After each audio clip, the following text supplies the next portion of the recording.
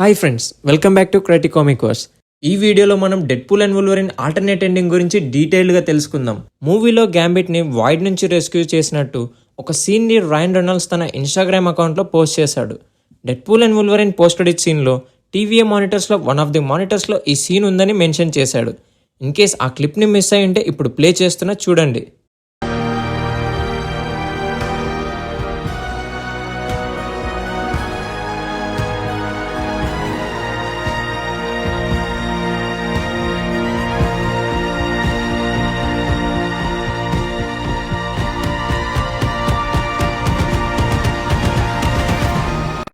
చూసారుగా, ఈ సీన్ మీద మీ థాట్స్ ఏంటో కింద కామెంట్ చేయండి.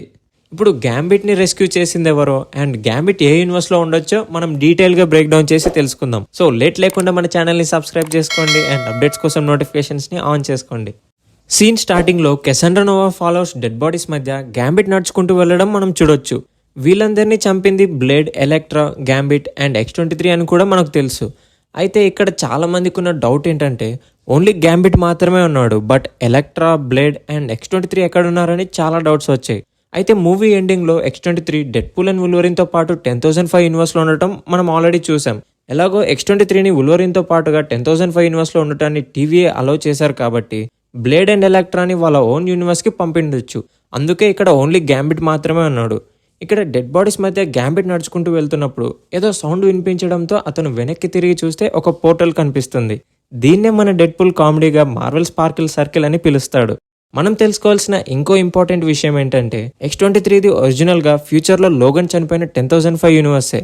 సో ఇప్పుడు కూడా తను సేమ్ అదే యూనివర్స్లోనే ఉంది, బట్ డిఫరెన్స్ ఏంటంటే పాస్ట్లో ఉంది.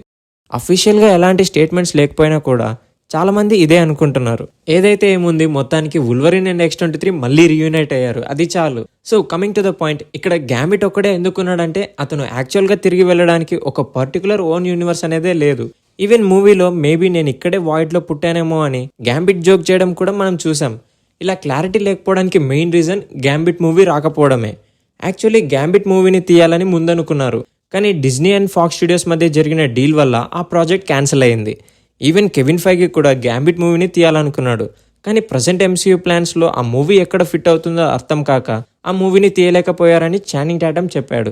అలాంటి టైంలో రాయన్ రెనాల్డ్స్ వచ్చి చానింగ్ టాటమ్తో మాట్లాడి ఇలా డెడ్పూల్ అండ్ వుల్వరిన్ మూవీలో గ్యాంబిట్ క్యారెక్టర్ని ఇంట్రడ్యూస్ చేశాడు. ఈ విషయాన్ని రీసెంట్ ఇంటర్వ్యూస్లో రాయన్ రెనాల్డ్స్ అండ్ చానింగ్ టాటమే కన్ఫర్మ్ చేశారు. సో ఈ సీన్లో గ్యాంబిట్ కోసం పోర్టల్ ఓపెన్ చేసి ఎవరొచ్చారో కనిపెట్టడం కొంచెం కష్టమే, కానీ ఇక్కడ 2 పాసిబిలిటీస్ ఉన్నాయి. ఫస్ట్ వన్, మ్యాక్సిమం డెడ్పూల్ అయ్యుండొచ్చు. మీకు బాగా గుర్తుంటే కెసండ్రా నోవా దగ్గర ఒక స్లింగ్ రింగ్ ఉంది. చూస్తుంటే అందులో time stone and reality stones ఉన్నట్టు మనకు అర్థమవుతుంది. అయితే లాస్ట్ టైం కెసండ్రా నోవా ఈ రింగ్ని యూజ్ చేసి 10,005 యూనివర్స్లో ఉన్న టైమ్ రిప్పర్ దగ్గరికి వెళ్ళింది. క్లైమాక్స్లో తను చనిపోయింది కాబట్టి మేబీ ఆ రింగ్ కూడా తనతో పాటు డెస్ట్రాయ్ అయిపోయిండొచ్చు.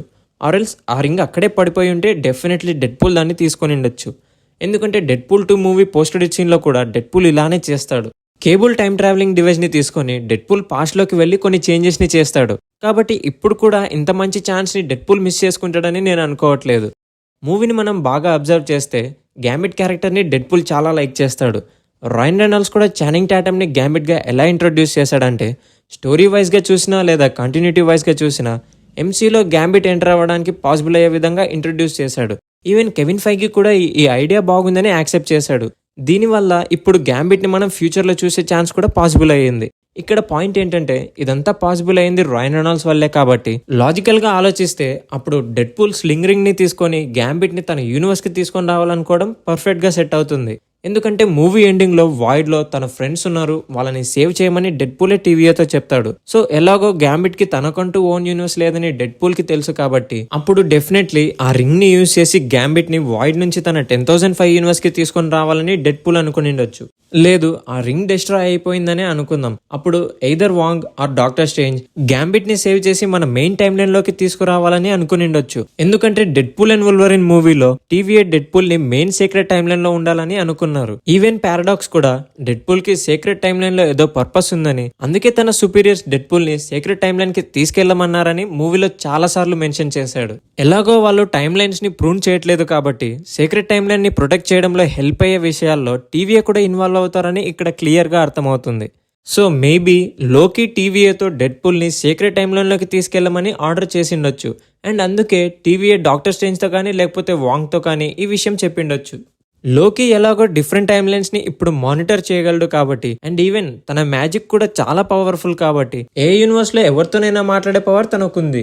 సో మేబీ ఫ్యూచర్ లో ఏదో జరగబోతుందని సెన్స్ చేసి లోకి డాక్టర్ స్ట్రేంజ్ తో కానీ లేకపోతే వాంగ్ తో కానీ డెడ్పూల్ ని సీక్రెట్ టైమ్ లైన్ కి తీసుకురమ్మని చెప్పిండొచ్చు. అండ్ అలాగే గ్యాంబిట్ గురించి కూడా చెప్పిండొచ్చు.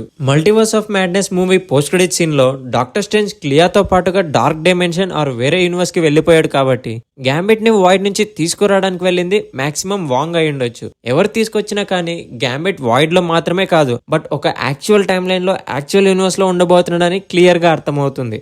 సో తప్పకుండా అవెంజర్స్ సీక్రెట్ వార్స్ లో కూడా బ్లేడ్, ఎలక్ట్రా, గ్యాంబిట్ అండ్ అలాగే X-23 క్యారెక్టర్స్ ని మనం ఎక్స్పెక్ట్ చేయొచ్చు. ఇది మరి Deadpool and Wolverine alternate ending scene గురించి కంప్లీట్ బ్రేక్ డౌన్ ఇన్ఫర్మేషన్. దీని మీద మీ థాట్స్ ఏంటో కింద కామెంట్ చేయండి. అలాగే ఈ వీడియో మీకు నచ్చుంటే తప్పకుండా లైక్ చేసి మీ ఫ్రెండ్స్తో షేర్ చేయండి.